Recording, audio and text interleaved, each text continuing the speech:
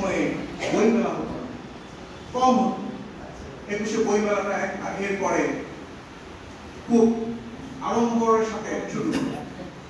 এক সময় মঙ্গল শোভাযাত্রা করা যেত না, এরপরে মঙ্গল শোভাযাত্রা এখন একটি সংস্কৃতিতে পরিণত হলো। এক সময় বলা হতো মঙ্গল শোভাযাত্রাটা একটি ধর্মের, ইসলামের নাম, ইসলাম বিরোধী, কিন্তু আস্তে আস্তে সেই পরিবর্তনটা আসলো।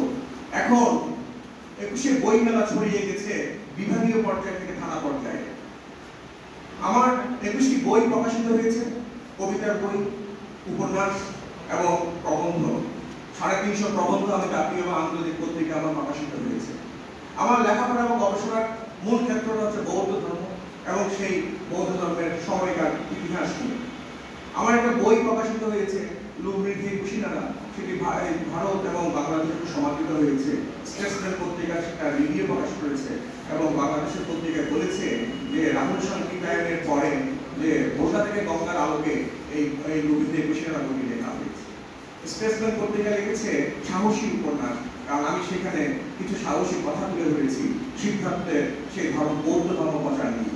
আমি সিদ্ধার্থকে বলেছি আমি সেখানে বুদ্ধকে পরিচয় করিয়ে দিচ্ছি মানব বুদ্ধ হিসাবে আধ্যাত্মিকতাকে। সুতরাং